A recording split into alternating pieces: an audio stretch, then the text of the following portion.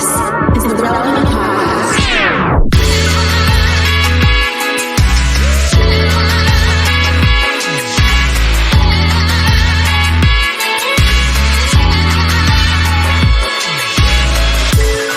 It's episode 1006, and it's the Relevant Podcast here in Orlando. We made it. I'm your host, Cameron Strang, and joining me from Loverland, Virginia, it's Jesse Carey. Hello, hello. From Nashville, Tennessee, artist, producer, and mogul, Derek Miner. That was the buzzer. He's playing 2K right now.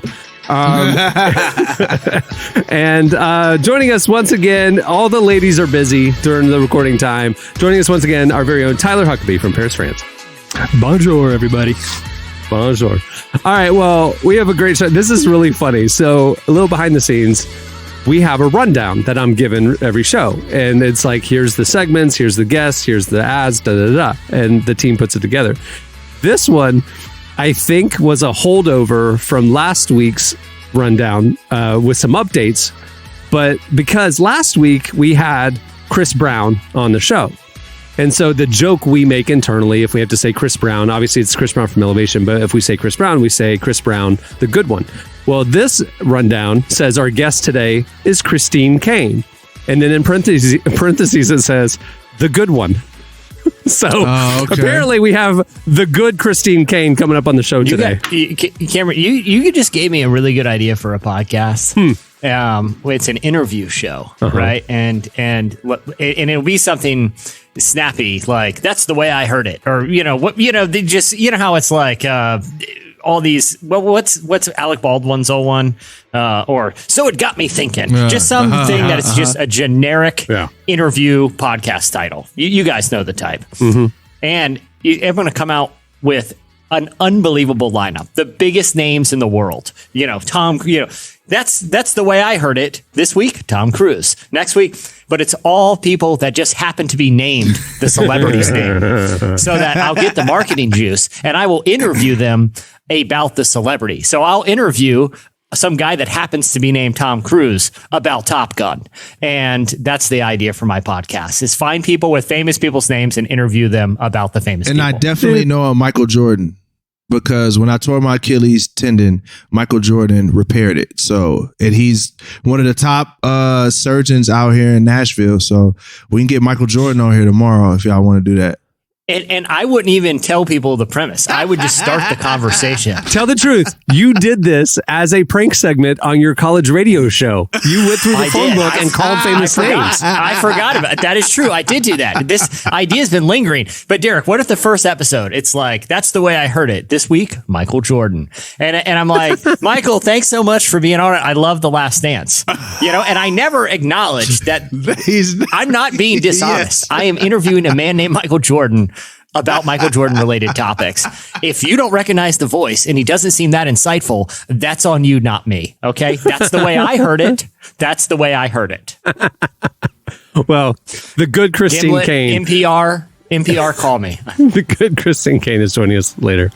We also have Slices. And at the end of the show, last week we did some cast table topics. We figured with the new mix of voices this week, we would continue it. And we got some table topics coming up at the end of the show. You don't want to miss that. All right, stay tuned. Coming up next, it's Slices. My love's going undercover. Now I'm just wasting. It's so easy to come undone. I want you to know this.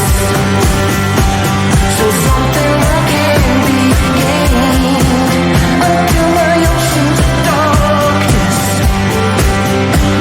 comes pulling me back. You're listening to The War on Drugs. The song is Oceans of Darkness. Oh, it's an uplifting little ditty. Goodness gracious. Well, today's show is brought to you by the Faith and Sports Institute at Baylor University's Truett Seminary. The Faith and Sports Institute is a place where Christian leaders in sports are formed and equipped through theological education, practical training, and thoughtful resources. They offer a graduate degree program, continuing education classes, intensive retreats, and more. To learn and grow with the Faith and Sports Institute, visit baylor.edu/Truett, TRUETT/FSI. Think deep, lead strong, and run the race well with the Faith and Sports Institute today. Again, Visit baylor.edu/Truett, TRUETT/FSI. Okay, it's time for Slices. What do you have, Jesse? All right, I'm excited to talk to you guys about this one. I try not to go back to this topic too much, even though it is a topic I'm very interested in. And if you're interested in these types of topics, you've probably seen this news because it was a big story the week that we were recording this. Now, it really isn't on the surface all that interesting. It's that the National Intelligence Manager Aviation, which is an office that resides under the Office of the National Director of Intelligence, updated their website this week with a brand new logo. Now, military logos are really cool. Usually, they're like the patches that you see on jackets, and usually they have some symbolic significance to whatever, that office is. Well, this one got a lot of attention because it showed up on the website kind of unannounced. It was just an update to the website that people noticed. And Cameron, I sent you a screenshot of this logo. Dude, you sent it to everybody. You sent it in the chat to everybody. Oh, yeah, it's in the chat. So can one of you guys click on that image and let me know, maybe describe what this, kind of regal looking military logo looks like? It looks like a plane behind a fighter jet with a UFO in the corner chasing God knows what in the front. I don't know what that is. Is that a... It's a whole bunch of types of planes. So it's like jet, there's an airliner. It's a random UFO to the left. A little flying saucer off in the corner. So it's a round logo that says around it, Office of the Director of National Intelligence. And it says NIM Aviation, which is the National Intelligence Manager for Aviation. Around this circle, it appears to be a map of the Americas. But flying over it are various types of aircraft that each have a color designated with them. Now, interestingly, on intelligence sites, each one of those aircraft is actually identifiable as an enemy aircraft that the United States, that this office actively tracks. So some are drones, some are fighter jets, some are bombers. So these are actually aircraft, silhouettes of aircrafts that our adversaries use, and that this office is in charge of protecting us from. Now, Derek, as you mentioned, in the corner is what is unmistakably a flying saucer right in the corner. It seems almost out of place. It's way out of place. One thing that's interesting is some of these aircraft silhouettes are super, super specific. Like one of them is a pretty obscure Russian aircraft called the Russian Soku Su-57 Felon. Like in other words, these weren't randomly placed. Right. These were specifically chosen. People in the military intelligence community can identify the silhouettes as adversary craft. Now, a lot of people kind of got spooked when they saw a flying saucer on this logo along with all our enemy's aircraft. And so a lot of military sites started posting stories and trying to figure out what was going on.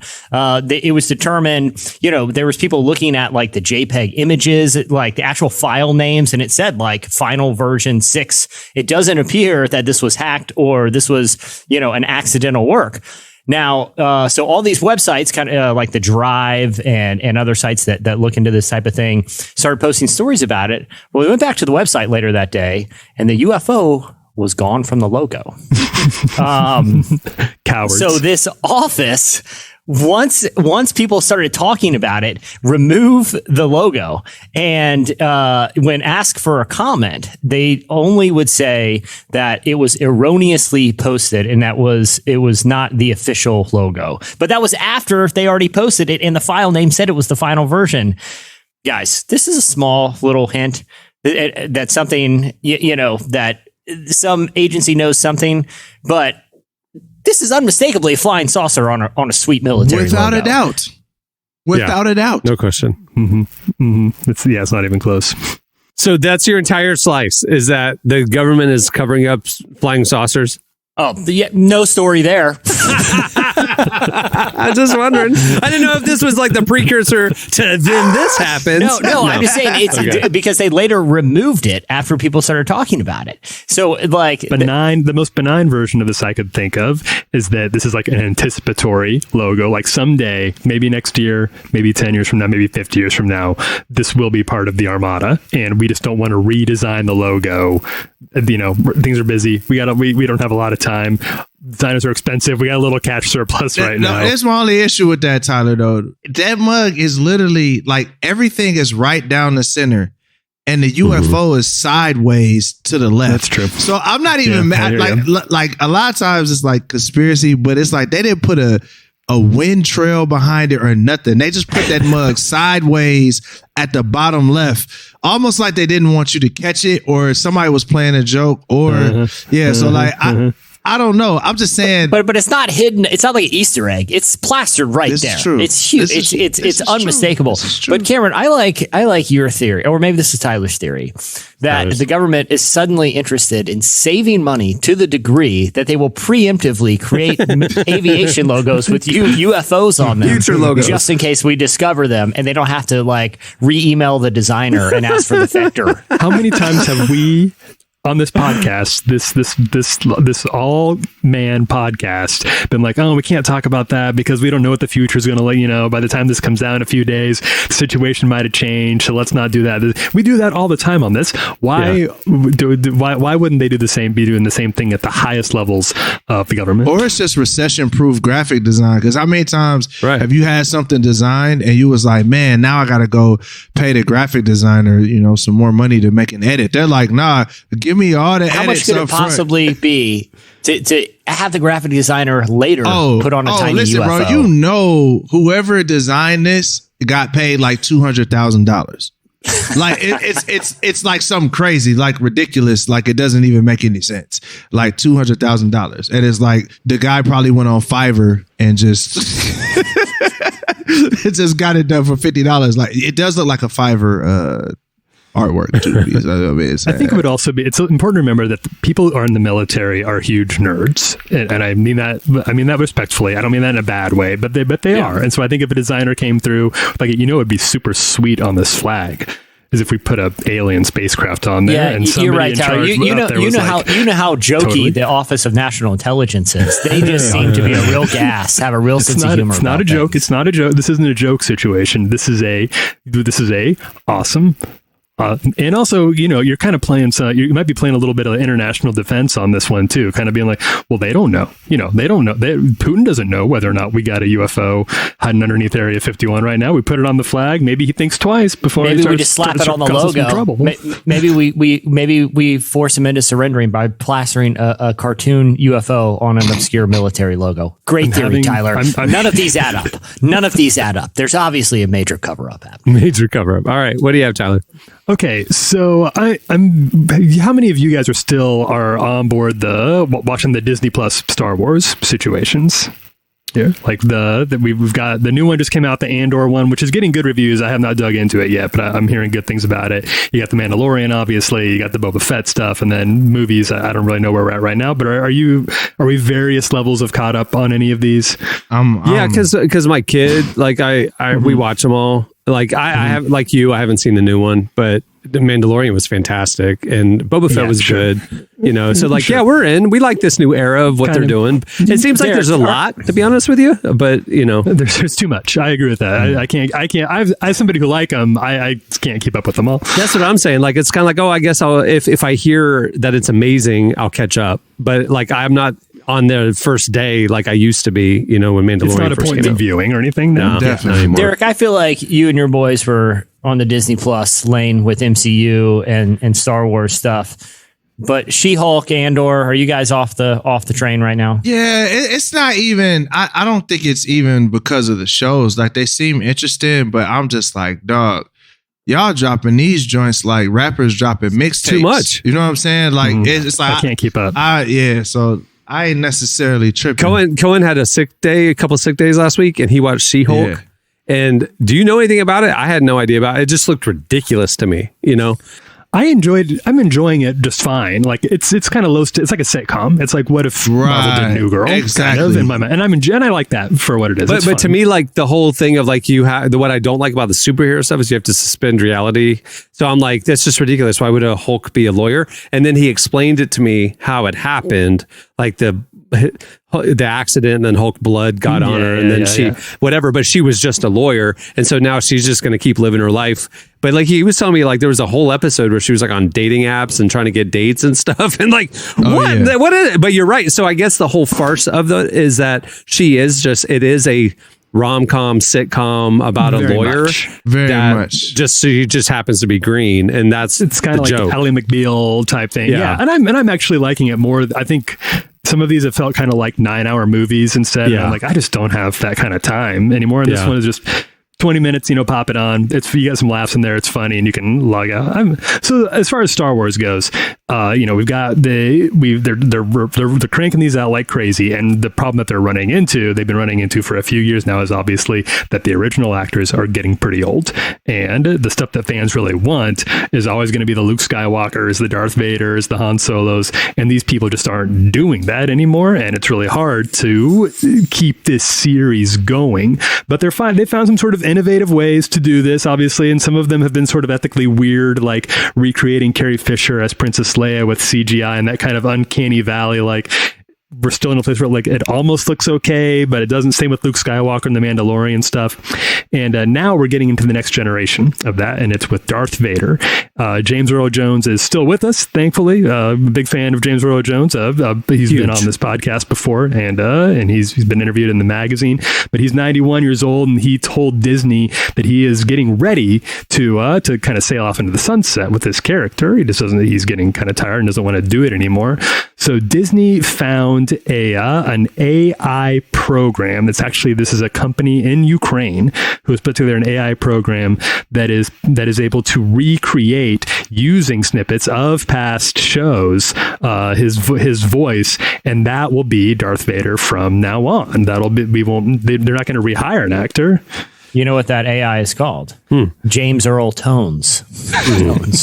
James Earl Tones. And you have different tones. The technology isn't specifically only working on James Earl Jones voices, just FYI. No, the way I heard it is it's a whole AI company that has worked on simulating different tones of James Earl Jones' voice, and that's why they call themselves James Earl Tones. And it had an IPO. It was like a $6 billion IPO. It's unbelievable. People are throwing lots of cash with this thing.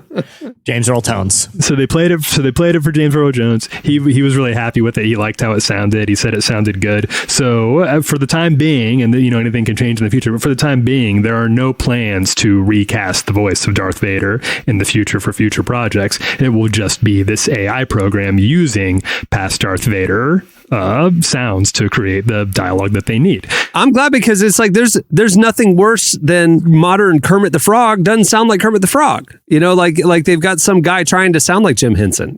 So it's like, I'm down. Like if it's an iconic voice, an iconic character, and they can fully recreate it, go for it. Here's my fear. My fear is that people are going to do this without consent, and like deep fakes. That's my fear. It's not, I mean, shout out to Disney. I'm surely the OG, you know what I'm saying, made sure he got his so you're money. not talking about in real life. You're talking about like other franchises cashing in on the names, image, and likenesses of people who have passed away or are no longer associated. So, Disney did it right, obviously, with James Earl, but then it's like it's like that AI rapper guy. It was based off of a person's real voice.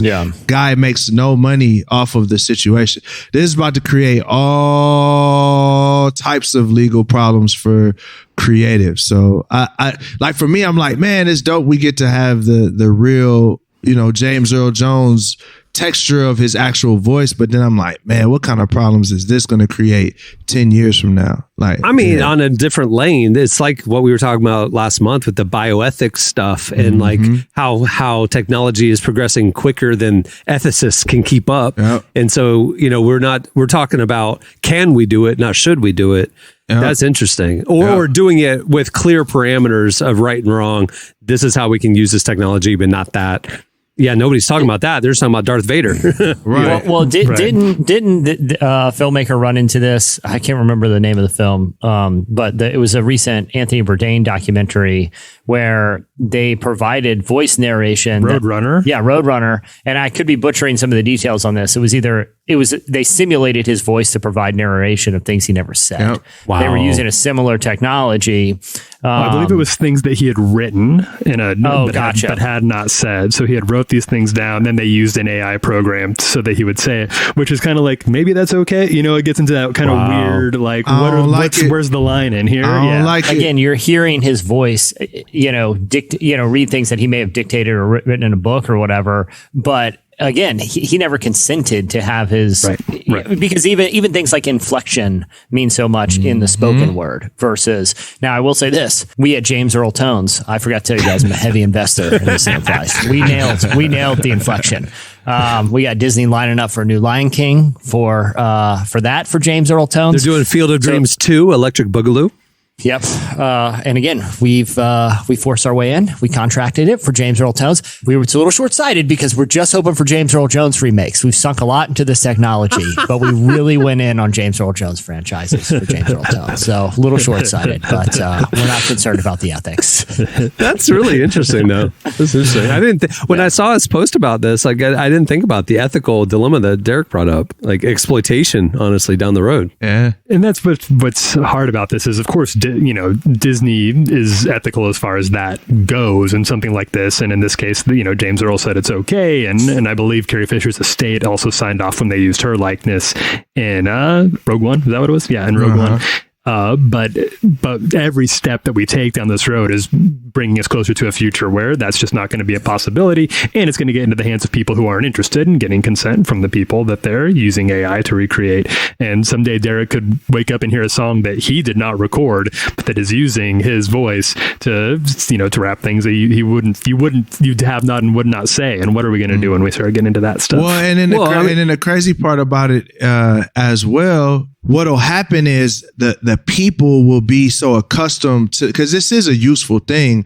Like no one wants to hear a different Darth Vader voice. So the people probably won't understand the ethics behind why people are complaining. Very similar to how artists, when they first start complaining about the streaming numbers, being like, yo, where's the money?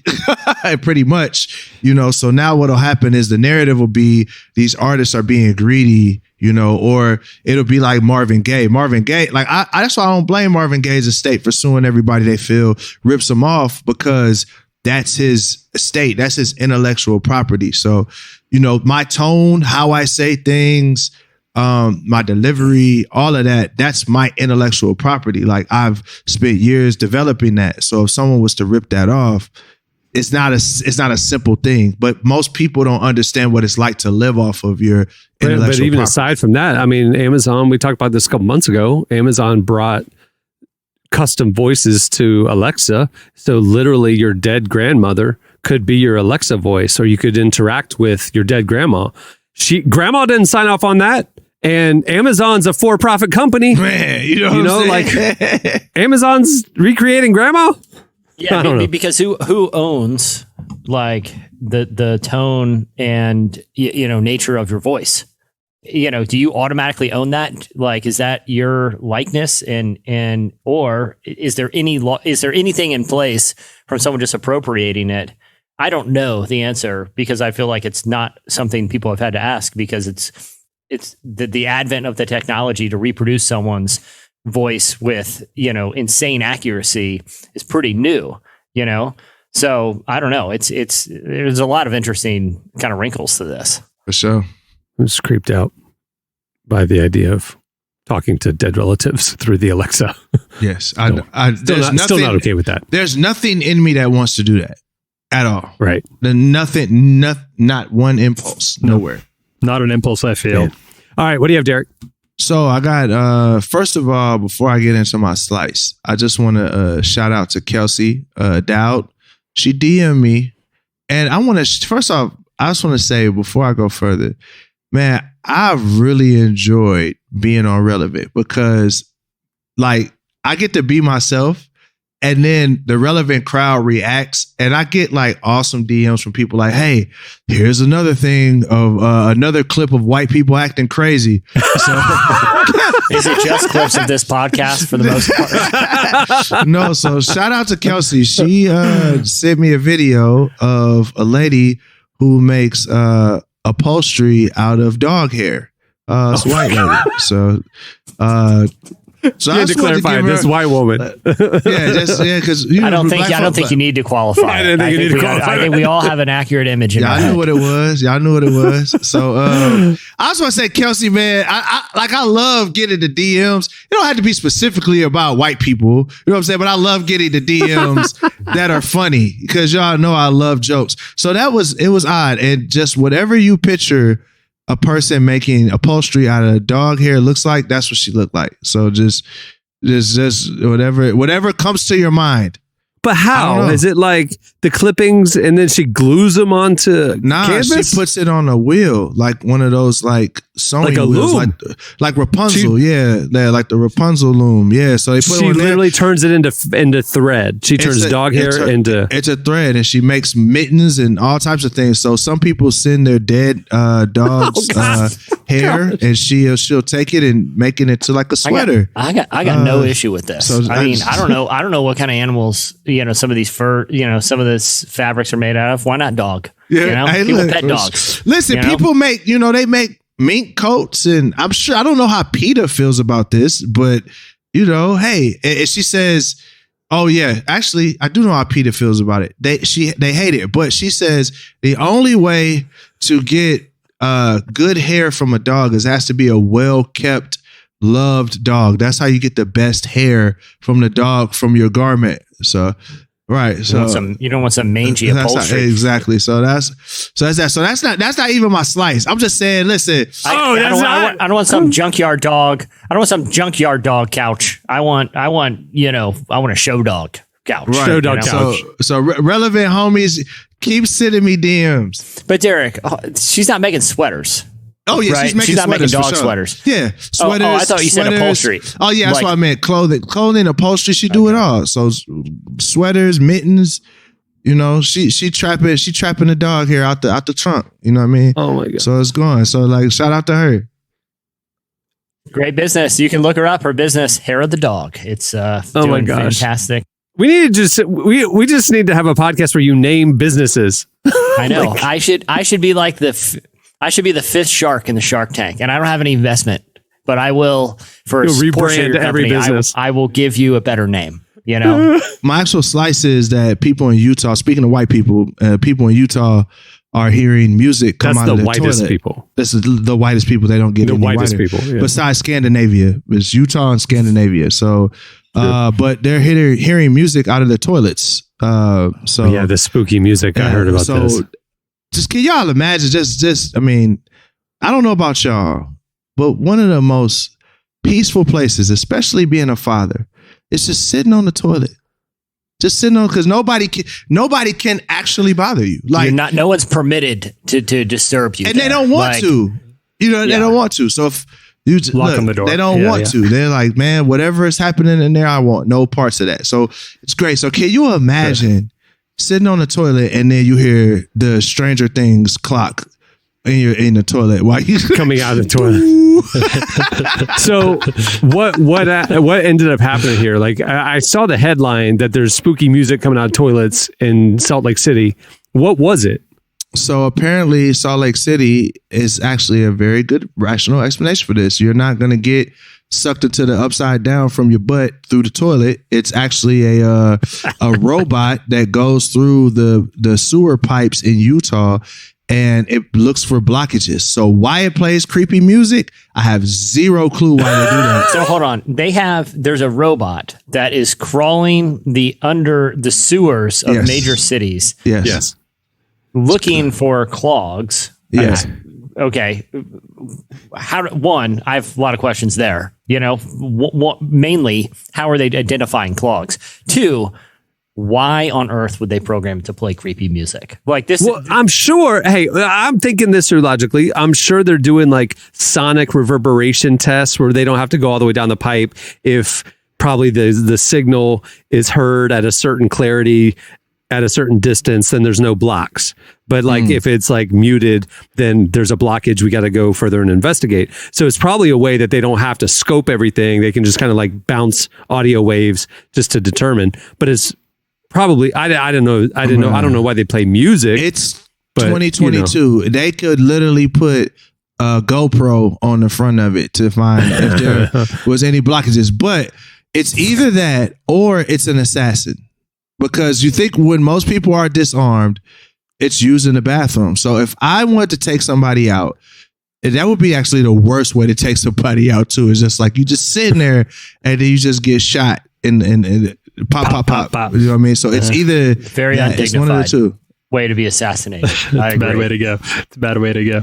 But I think that's why they like. There's a lot of scary movies that take like there's like Psycho and The Shower or whatever like that, and you have What Lies Beneath in the back. I think it's a vulnerable spot. You want to be safe in there, but you're not. We know that now, and the music is a lot of holes for things to get in through. You can fall through them. You're not safe. You're not safe. Not even in the toilet. Yeah, not least of all. All right. Well, that was a very male slices segment. So we apologize. For sure. Next week, some female will come back. We talked about aliens. We talked about arguably the most masculine voice God has ever created with James Earl Jones. This is a fact. True. We talked about a sweet new business called James Earl Tones, and we talked about songs from the sewers. I agree.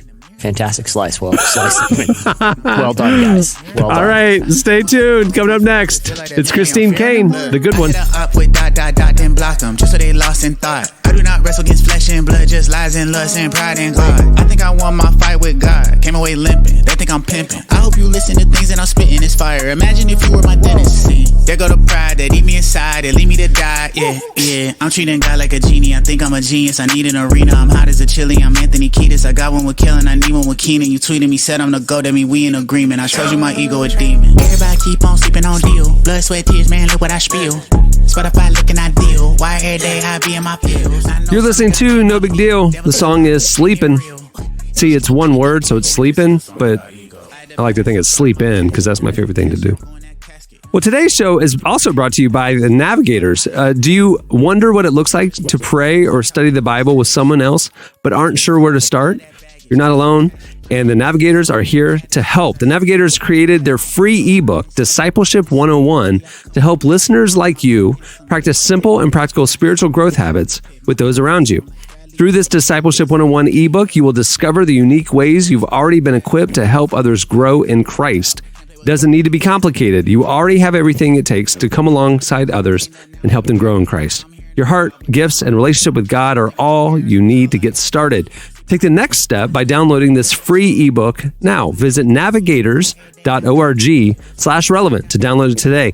Again, visit navigators.org/relevant to download your free ebook now. Well, our guest today is none other than one of my heroes in the faith, Christine Caine. She's a global faith leader and a friend of Relevant. She sat down with our very own downtown Emily Brown to discuss why the next generation needs to build up resiliency, how hope transforms life, so much more. Here's our conversation with Christine Caine.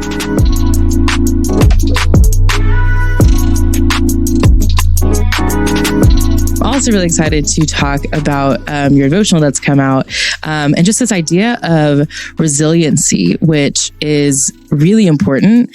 And I feel like it's not talked about enough.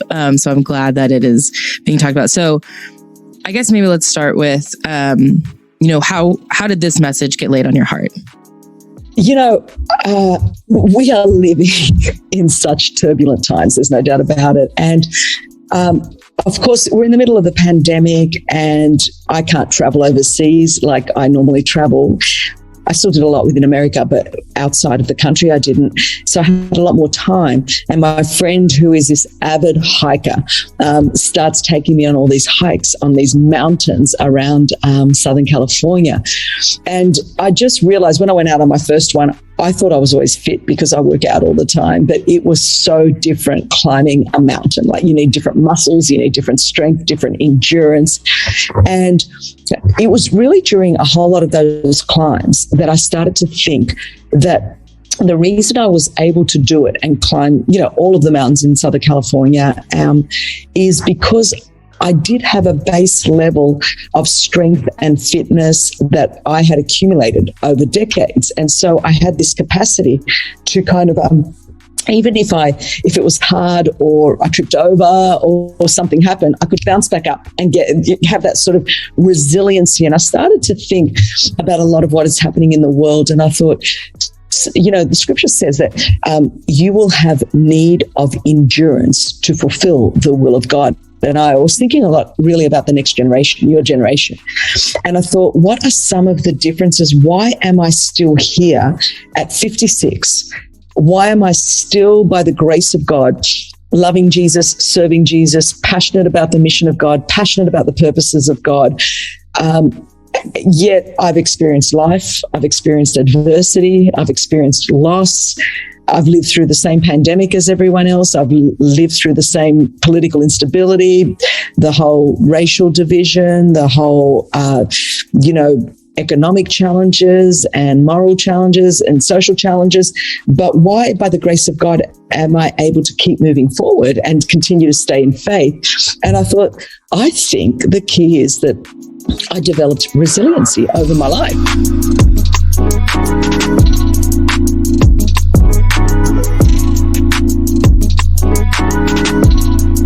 What would you say is maybe the first step towards developing this faith muscle? Like, how do you get started? Yeah, I think that the starting is, you've got to be in the Word. Because faith comes by hearing, Romans says, and hearing the Word of God. So, for me to stay in faith with all that we do, rescuing the victims of human trafficking around the world and, doing what I do with Propel and speaking, I have got to be in the Word. And so I'm always either listening to it, and thank God we live in the 21st century. So there's 100 Bible apps that you can download. Even if you don't like read, have someone read it to you, it's awesome. But get the Word, that Word puts iron in your blood, in your spiritual blood. It's like it strengthens you. For me, it's just so important. This morning I got up, came downstairs really, really early. I'm opening the book of Nehemiah and it's like, man, I can feel myself getting stronger. And I always think it's important right at the start of the day that you let God talk to you before the world talks to you. So it's really important to get in the Word before the world starts telling you who you're not. Let God start telling you who you are, reminding you who you are in Him, what you have in Him, that we are in Christ Jesus, that we are seated together with Him in heavenly places, that we have access to every spiritual blessing that's ours in Christ Jesus. And you go, come on, I'm going to charge that hill with a water pistol. It's like you're reminded, because the minute you get online, you start comparing, you start competing, you start feeling like a loser. You thought you were doing okay, and then you're scrolling through someone else's feed and you're like, I'm just a loser, nothing, and the enemy will come and start lying to, who do you think you are? You can't really do this. He'll remind you of all the sins you've committed and, all the reasons you should be disqualified. And you spend your whole day full of shame and condemnation and feeling like you can't do anything. So this place to start is let God tell you who you are. Let God remind you who you are.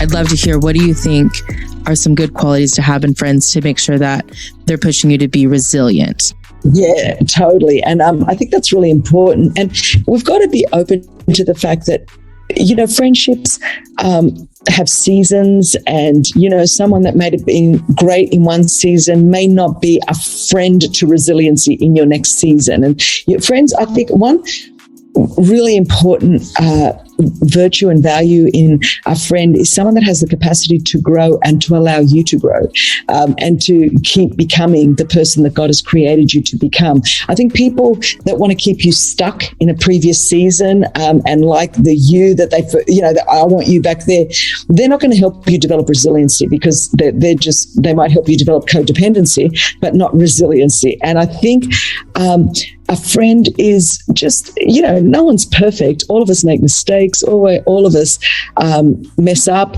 But I think it's someone that's willing to stand with you, to encourage you. So they've got to be committed to their own journey with Jesus as well. You know what I mean? So when they're committed, and we're talking in the context of resiliency, we have lots of friends that may or may not even be believers, but they may have a different place in our life. But the ones that are helping us to develop a strong faith muscle, to help us get through adversity, and not just barely get by, but to be who God's called us to be and then to thrive on the other side of it. Well, the only people that can really do that are people that have walked with Jesus and people that are walking with Jesus and are going to help encourage you from the word. And, they're going to come and they're going to sit with you when you're suffering and when you're struggling and when you've been disappointed, but they're going to love you too much to leave you there forever. There's going to come a time where that friend's going to be, okay, time to pick up your mat and walk. It's time to start walking, and I'm going to take you by the hand and we're going to do this together, but we're going to move on. So you need, faithful, loyal, integrous. Again, I'm going to say not perfect, because none of us are. If you're looking for the perfect friend, you're never going to find one. But if you're looking for good, faithful, steadfast, true, honest, integrous, and I would say the primary thing is that they are committed to growing up in Christ themselves, because that is the person that's going to help you get up and keep moving towards Jesus.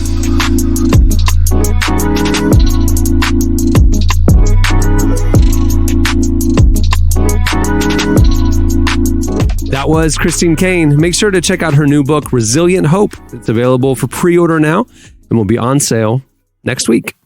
All right, stay tuned. Up next is some table topics. Will it be falling is your creed?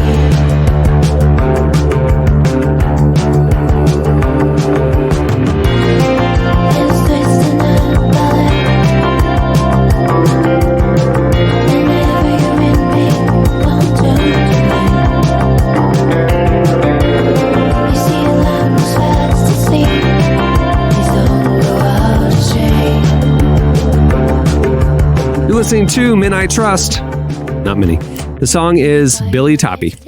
Billy Toppy is a Man I Trust. Okay, normally this is where we would have our game, but our normal crew isn't here, so we thought we would just keep the good times rolling like last week and do another round of table topics. These are in no particular order. I'm just grabbing them off the top of the stack, so some of these might be duds. Forgive me. Here we go. All right, first question. When have you thought you were just being paranoid and found out you weren't? I told this story not that long ago. I had a time in high school when we had another friend group that we were in kind of a TP war with, TPing each other's front yards.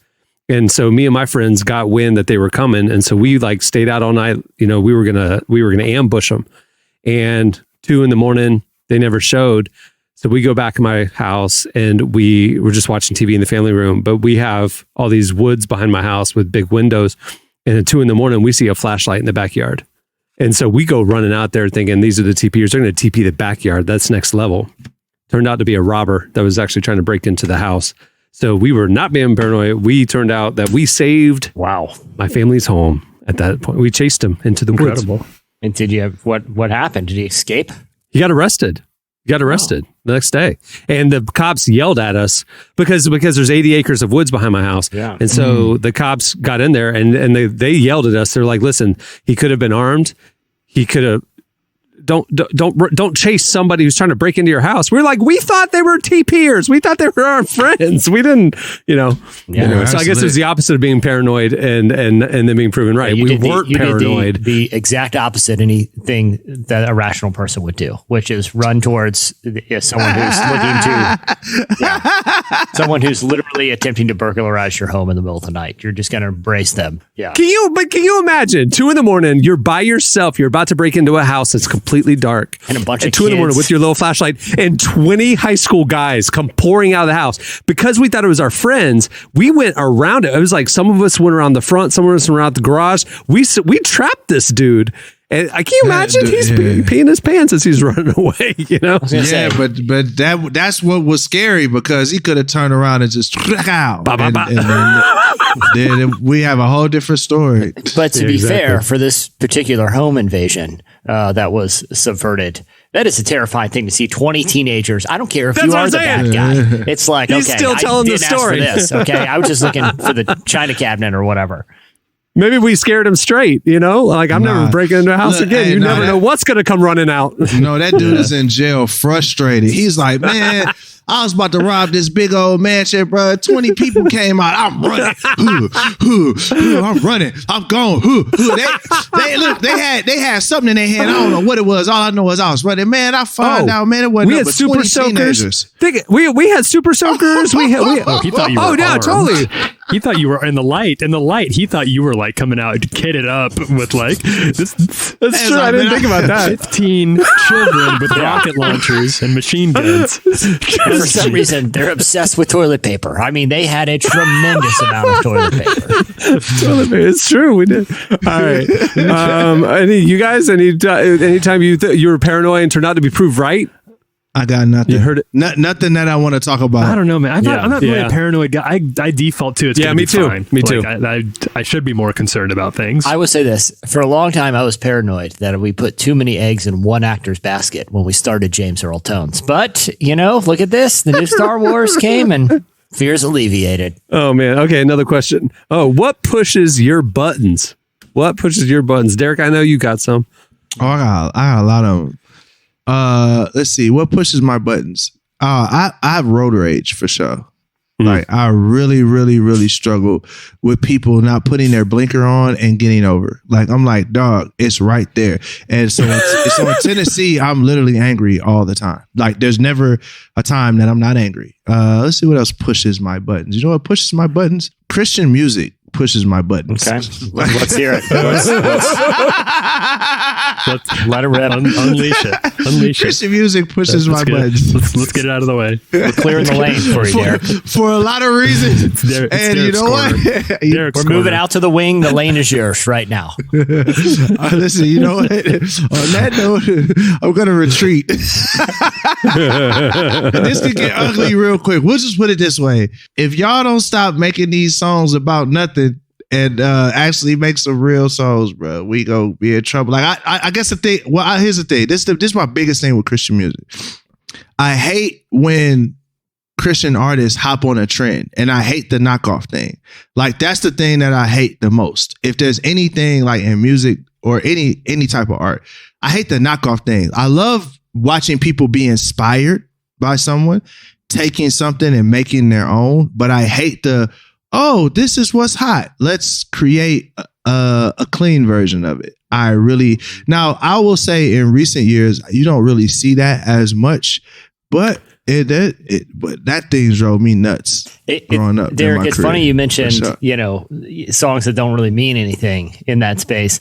There's an artist, I don't know, he's big on YouTube. His name Alex Melton. Do you guys know who that is? His kind of shtick is he performs songs in different genres. He's a really great musician, but he can make, he'll make like an old pop song into like a country song, but nail it style wise. Everything about it sounds style. But he has done two that he's made. One was like a song from the old pop punk band Yellow Card. One was the song Iris by the Goo Goo Dolls, and he performed the songs in the vein of like United or, any of the big worship bands. I'm telling you, like, if you didn't know that someone vamping to, I don't want the world to see me, I don't think they would understand when everything changes this moment. I just want you to know who I am. And they're like raising their hands, playing it like it's like a, contemporary worship song.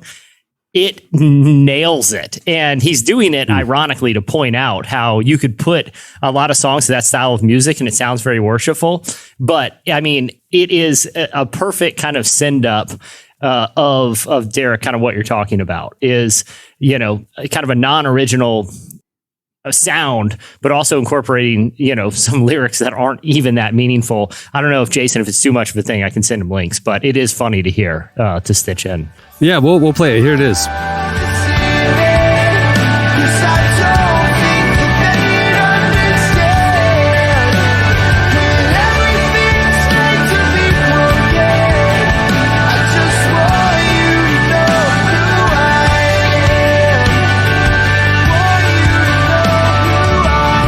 Can I do one thing that pushes my buttons real quick? Oh, yeah, please. Oh, I'm ready for These this one. freaking, I telling you, there are so many times I'm like, I'm going to lose my freaking mind here. Like, I will purposely upload every virus and every piece of spam on the internet if I never have to agree or reject cookies one more time. It drives me freaking insane. Who is this helping? Who are these notifications helping? Okay. I don't want to, it's like I'm signing a legal contract every time I want to read a news story from a site. Like the EU, man. That's because of the EU. I know. That's the laws. But who are they helping with this? It annoys everyone. It's not useful at all. Like I can just turn. Talking about the European Union? Yeah, so the European Union is a lot more aggressive with regulating the internet. And the problem is the internet's global. So if the EU passes a law, like global websites like Google and everybody else have to abide by it, even here in the US. So their issue is privacy. So the law was enacted over there because they didn't want sites tracking user information without your consent or knowledge. So they said you have to opt in to be tracked.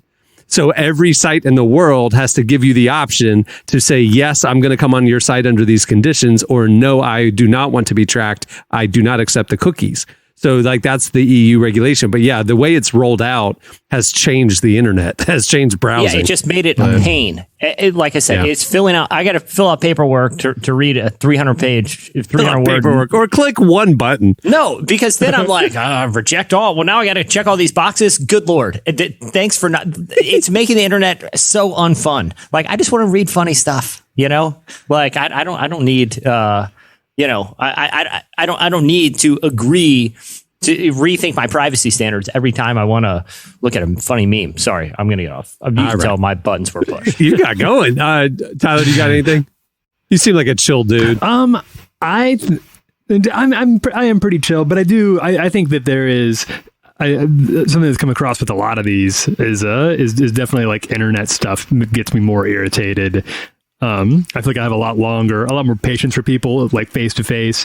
But if you like, obviously in the line of work that I do, that we all do, like if you're not going to read past the headline, or if you can't take a joke, you know, take something seriously that's obviously intended as a joke, or vice versa in some cases, I've been doing this for a long time, and I have not gotten any better at just accepting that that's the way people are on the internet. It is so frustrating to be like, your point is addressed in the first sentence. If you would just click through it, we Tyler's spicy on the internet, y'all. If y'all don't follow Tyler, especially on Twitter, if you don't follow Tyler on Twitter, I get a little angry there. Tyler, I would read past the headlines if I didn't have to spend 15 minutes determining what kind of cookies this browser is going to accept. All right, let's see. What is your favorite thing to do on the computer? That's just the next question, and don't. Oof.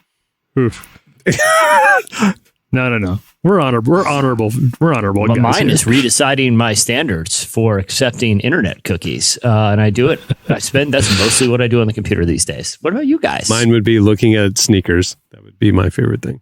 Or researching whatever random idea I have that night. You know, I'm going to go in a deep wormhole on pizza ovens. I'm going to go in a deep wormhole on aquariums. I mean, I'm always like thinking about, and then I'll just spend the evening deep diving that's pretty into much that thing. most of my internet activity is just going funny down hood videos.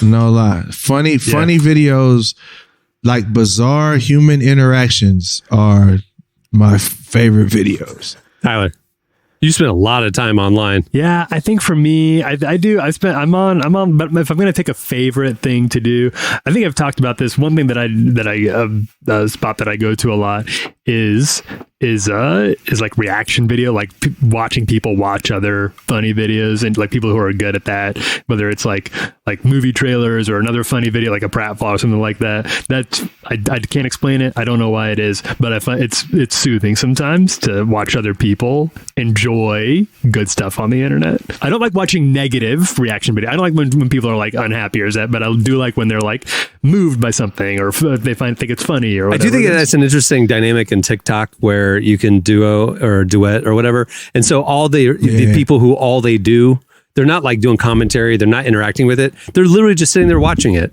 And I'm watching you watch it. We're watching it together, and you liked it. And that's such an interesting dynamic. For some reason, I only like it when it's a really old person and they're just shocked at what they're seeing. Like they did not know technology had evolved to this level in their lifetime, and they're just dumbfounded. If it's an old person, I'll watch the reaction videos.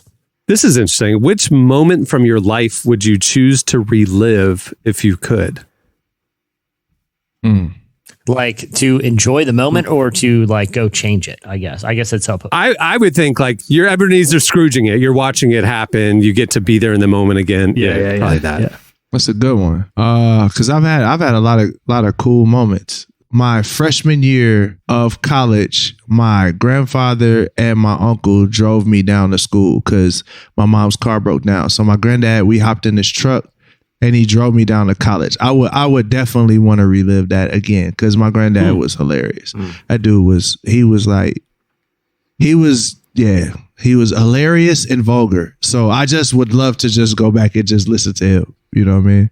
That's a good one. I think I would do something kind of similar. Like I remember, I think one of the last times, and this was almost 10 years ago now, but I was in Lincoln, Nebraska, which is my home originally, and my grandfather happened to be over that day, and he was teaching me bird calls. He was teaching like how to do different bird calls for different types of birds that were out there. And at the time, he was a little ill. And then I ended up moving to Orlando just a few days later, and that ended up being the last time that I ever got to see him. A few days later, I got a phone call that he had passed away. And if I had known that would be the last time that I'd get to be with him, I probably would have savored that a little more. That was a very special time. You guys have very sentimental ones. I was just thinking about this one time I was at Mongolian barbecue, and I just had the perfect concoction that day. I ran it through the garden, all the sauces. I just remember that afternoon thinking, I nailed it. I don't think I'll ever be able to duplicate this Mongolian barbecue meal. You know, you guys know you're making your own there. And I just remember that afternoon thinking, I wish I had tracked. At least is your grandma there or something? At least is somebody there that you loved? Oh yeah, I forgot about that. It was the last moment I saw my great grandmother too. I'm glad you brought that up because I forgot she was there. She passed later that evening. Oh no! Relax. I wonder if it was the Mongolian barbecue that did it. Oh well, we can't change the past, but it was what a meal! What a meal! See, you guys are all family and stuff. I don't know if I'm just a bad person, but me, it would be 1995 Orlando Magic Game 7 against the Indiana Pacers Eastern Conference Finals, and we won to go to the NBA Finals. Young team, Shaq and Penny. I remember being downtown that night and just the city was on fire, so excited. Everybody's honking, everybody's cheering. It was just the energy. I've never been it was just so fun. You know, it was just like, it was probably the best moments of my life. That just came to mind. All right. Last question. What's the funniest thing your inner child wants? And don't say something sappy like, love from peace. My mom that I never got or something like that. The end of poverty. Yeah. Give me a break. Yeah. Well, that changes mine. The funniest thing your inner child wants. Funniest thing that my inner child wants. That square pizza. Yes. Like the square pizza with the white sauce and the sausage. Whatever that is. Like that, it's not really pizza. It's like a biscuit or something. But yeah. Like they would serve at elementary school? Uh-huh. Yep. And the pizza day. And the cubed meat and stuff. Oh yeah. Uh-huh. A specific smell it had. You could smell it getting you knew that day when you walked into elementary school. Oh snap. Oh yeah. They're cooking up that square pizza with the cubed meat. Yes, sir. That's some joy. I'm trying to think if what my inner child, when I was a kid, it was very much informed by TV, and I remember watching. I think for me, it would be for some reason, I would get very famous in pop culture, very noteworthy, and I would be invited to play in an MTV Rock and Jock basketball game. Those look like the most fun anyone could have. You're out there with real NBA players sometimes. You got Marky Mark, Steve Urkel, and you're out there shooting from the 30-point zone. The Rock and Jock thing always just seemed like that and also the OG American Gladiators with the tennis ball guns, just to run that course one time. And Derek, you know exactly what I'm talking Dude, about. it's interesting I'm on the same line as you. So my original answer for my entire life was space camp. I wanted to go to space camp, but we fulfilled that dream 2 years ago. And it turns out it was remarkably lame all these years. It lived up to every expectation I had. Thank you very much. But my second would be running the obstacle course on Double Dare, Nickelodeon's Double Dare. That was always my dream to Legends of the Hidden Temple. Make it onto Double Dare and the slime. And so I'll put it this way. There is a Christian rapper that's not me that was actually on Double Dare, and I don't want to tell the story, but spill it. This isn't scandalous. I'll put it. All right, we gotta find a picture. Hopefully, we can find a picture and post it on IG or post it on whatever. But No Big Deal was on Double Dare. No way! And it's hilarious, bro. You're kidding. It's hilarious. He still has the clip. If we can pry it out of him, like it's the funniest thing. Little Deal on Double Dare is crazy. Yes, We're gonna have him on to talk about it. so he fulfilled our childhood dreams. That's amazing. See, the thing that made it even more torturous for me was that in Nickelodeon Studios was in Orlando. It was in my hometown. And I was like, how do you apply? How do you get selected? And my parents were like, we're not into that. We're not going to help you do that. And I'm just like, it's right there. It's 20 minutes from our house. Was it like a religious thing? No, they just didn't care about their kid hopes and dreams. Whoa. You lived in a house with 80 acres. Relax. No, it wasn't ours. It was a city. It was a like whatever conservation area. Okay. Tyler, you got anything? Yeah, I remember being like I don't think I've ever even watched it, but I would just see ads for that show where they do they give you like 5 minutes at KB Toys back in the day. Oh, You could yeah. just, like, run through the grocery cart and just like arm out the aisle and just like scour. That was cool. I would still, if you give me that, I would still do it, and I'd probably get the same toys now that I would have gone for when I was 8 years old. Yeah. Like, it looked so fun to just go absolutely hog wild in a Toys R Us, which they aren't even around anymore. I don't know what toy store you'd go to now. All right, here's a question. What do kids do now besides video games and internet? Because we had some stuff, dog, for real. Toys. Like we had Double Dare, like just what we just named off. Double Dare, American Gladiators, like kids gladiator stuff. You had the KB Toys thing. Like, you know what? It's just another thing too. Nickelodeon really like was our childhood for real. They really ran it up on us. Like so much that I wanted British Knights when I was a kid, and nobody should have ever wore British Knights. Man. I had BKs. I had BKs one year. Did you for real? Oh yeah. You couldn't wear them in certain gang neighborhoods because they were called blood killers. Yeah, so you couldn't wear them in certain neighborhoods. But dude, so Nickelodeon, Derek, you're right, because they ran it because they had everything too, like Rugrats. Yeah, because a lot of it was subversive. Like Pete and Pete was like a weird surrealist show. Like some of those shows were just kind of weird and out there. But then, they brought us, like, Caine is still on SNL. Yeah. You know what I mean? Yeah. And they actually had some cool shows that showcase music and like I said, kind of subversive TV writers. It was so much better than Disney. Like I didn't live in a Disney house. Like we didn't have Disney Channel. That was when you had to get the free preview. It was premium. We didn't pay for that. Exactly. Right? Yeah. Nickelodeon was a little punk rock, and it was cool.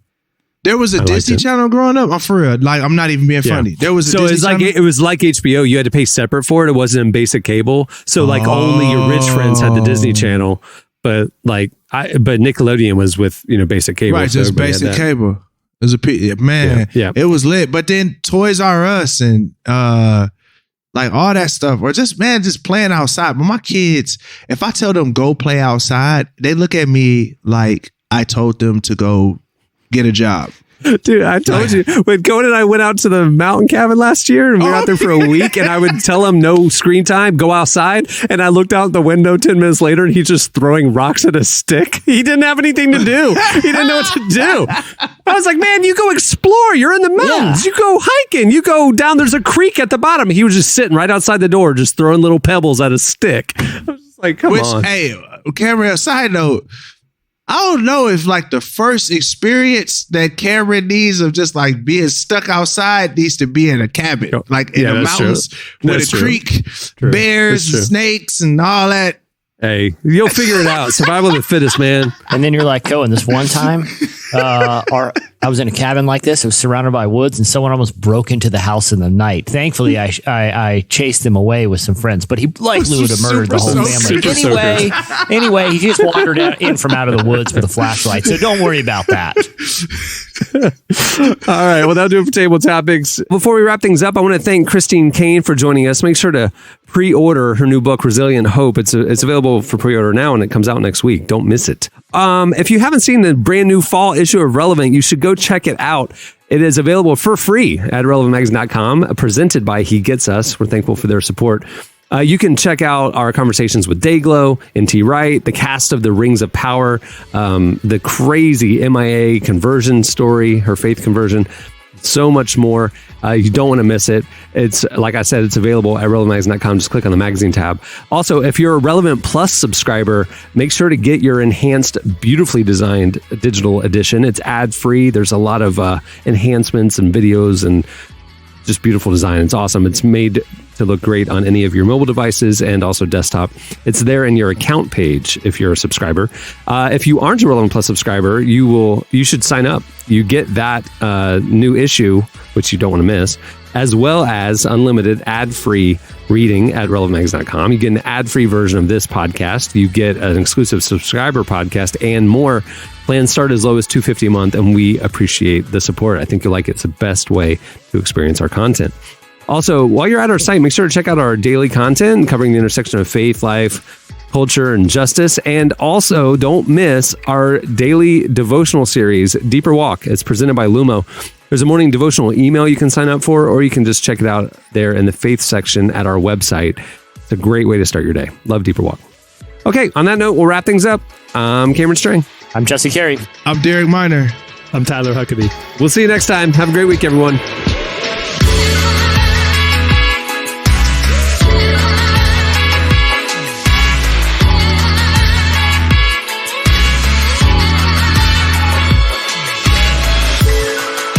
Thanks for listening to the Relevant Podcast. Check out our features, interviews, and news updates every day at relevantmagazine.com. And make sure to follow Relevant on Facebook, Twitter, and Instagram for the latest. For more great podcasts, browse the shows on the Relevant Podcast Network, which you can find at our site. And while you're there, don't miss the all-new era of Relevant Magazine. A new issue releases every other month at relevantmagazine.com.